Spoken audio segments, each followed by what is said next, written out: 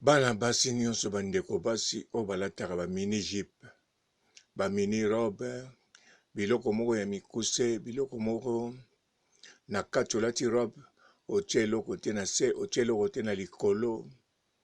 Antuka toza sikoyo na ete mo eza makasi. Antuka soko osepelaka bongo kontinue kotia komitungisa na yo te ezala lese na nzoto na yo. Nzoto eza ya yo epekisami te na mibeko ya leta. Conscience na moko yeba eloko nini kosala na nzoto na yo. Sala oyo eza malamu mpo na yo oyo osepeli to oyo copain na yo to mobali na yo alingi bino mibale bolingi.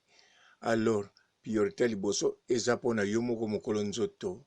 Tia mini na yo kitoko, tia coupe na yo moke kitoko. Ekipe teke mini esuka na bagenu, ekipe pe teke o mini esuka na se ya mopende, ekipe pe teke mini elakisaka mwa bampule ou bien coupe wana moke. Lokolo eza na yo epekisami te na loi epuis toza na ete en tout cas profite ndenge olingi.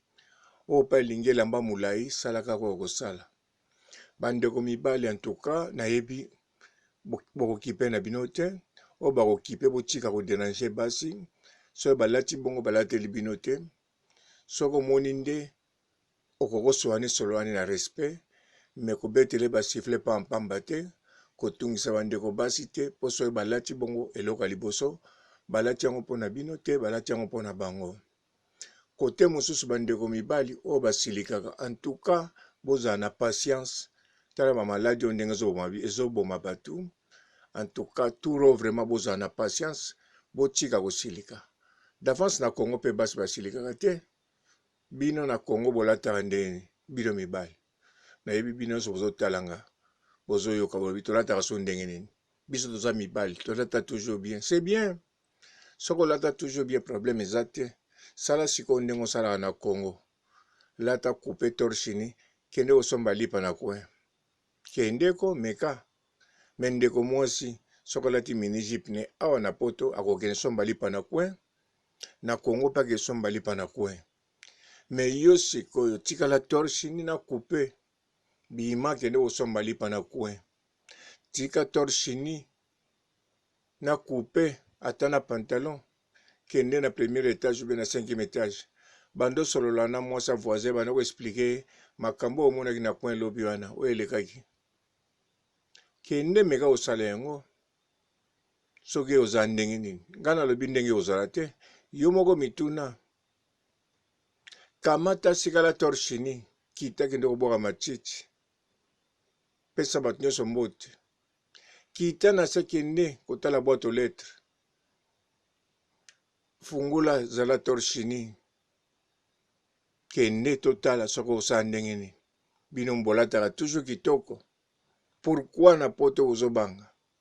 Pona nini botikala torchini te? Ozo brosser ozozela mama pepsoda ndenge ezala na Kisasa. Lupango na bino eza clôturé. Yo zo brosser na libanda na balabala porte. Ovanda no calme, obrosser. Osengi na kata lupango bayelo mai ou bien moko kochoke toka suna pompe. Obimi libanda ozo konye ko brosser. Ozo pesa bato bazoleka mbote. So batuni ozo wumela pe pona ko brosser olobi te na ozela mapa mama mapa. Babika salekaki awa tolobi te oyo te mosusu wana. Alors otelema na torchini na o désert du terre na Congo. Nayebi ke ezo manke bino na poto. Soki ezo manke bino eza faute ya bandeko basi te. Bandeko basi bo profite. Nalobi yango bien. Olati robe no olingi kotia eloko na kati te. Ni na likolo ti na se. En tout cas oza lese sala yango. Ezala oza no jeune. Ezala oza jeune mama. Ezala ozali mama. Sala oyo esa etini na nzoto no meme koko. Mibali soki bazwaki occasion ya torchini na kosa bino te bandeko basi awa na poto. Boninga bomona tina Château Rouge ba torchini bazotambola. Ba misusu kaka torchini te. Torchini na coupe na esui eme na lipeka.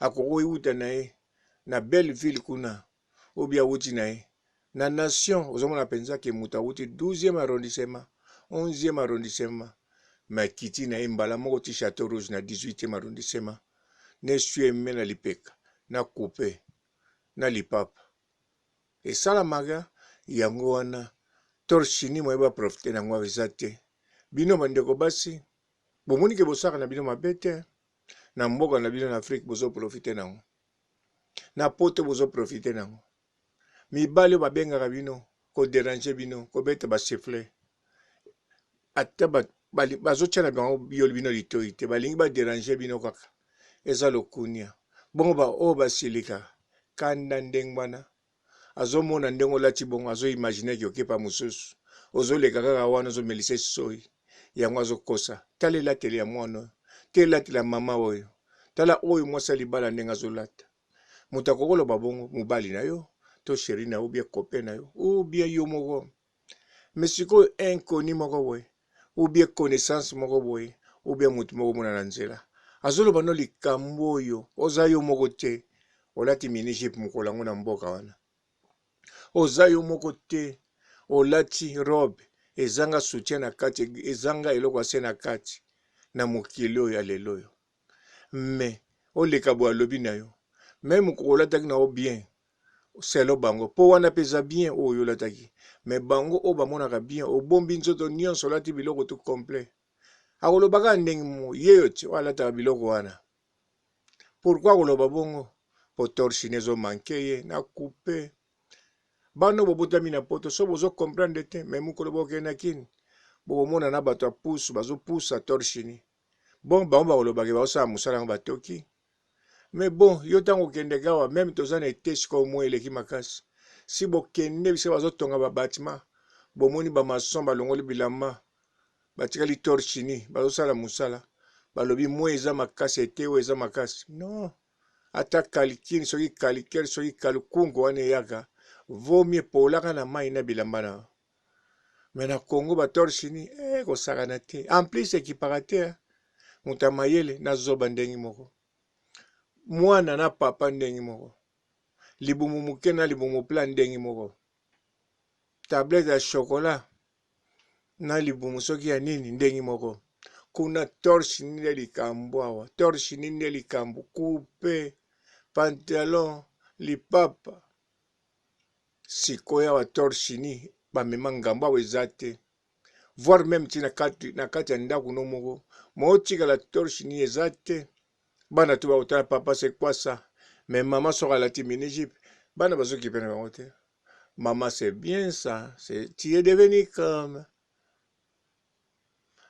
donc bongo bana bazotiaka te mais papa tikala torche ni likambo bongo akita na se eloko emangaka bana mibali yango wana torche ni o torche ni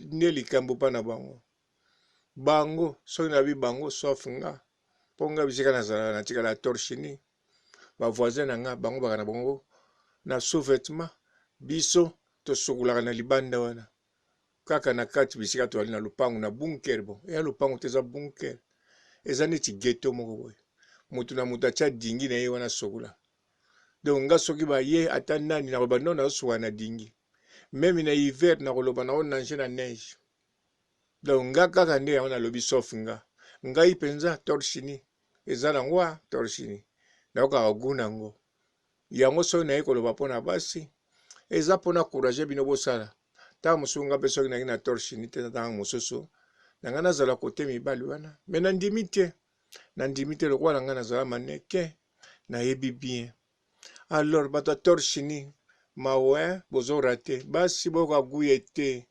boyoka gu bokontinue en plus bino bato ya torchini pourquoi pas boke na plage na piscine bokoprofite na torchini bino bolinga torchini na Chateau Rouge na Matonge na Nderlek d'avance na babar na bino na barestaurant na bino ekoma nango mpe ya baétranger bobando tikala torchini wapi bon nga nasukisi na ngai awa ciao. Bonjour fidèles internautes de www.elengiakomba TV. Bonjour, bonsoir, balandi nyonso ya Elengi ya Komba. Congolaise TV.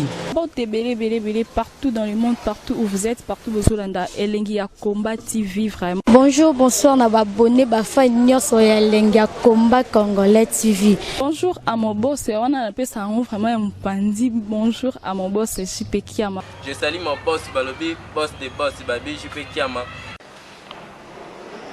Bonjour, na bakalanga kelenge ya combat congolais TV vraiment ngamo na zana chaîne na chaque kitoko ya boss na JP Kiama ta ay boss de boss ya ni ya danger donc ba sa mtalo la zaki bu ya boss na biso JP Kiama nzambe na ngai ba boss bazali ba boss bazali JP Kiama le boss des boss. Napesi d'abord bonjour te ba mbote belé na mo boss JP Kiama wana na kozangisa ote donc na ko lekate sana napesa mo boss JP Kiama boss des boss. Mbote belé partout dans le monde, partout où vous êtes, partout où vous êtes, Elengi ya Combat TV vraiment. Bonjour, bonsoir na ba abonné ba fan nyonso ya Elengi ya Combat Congolais TV. Bonjour à mon boss, on a appelé ça vraiment un pandi. Bonjour à mon boss JP Kiama. Je salue mon boss Balobi, boss des boss Babi JP Kiama.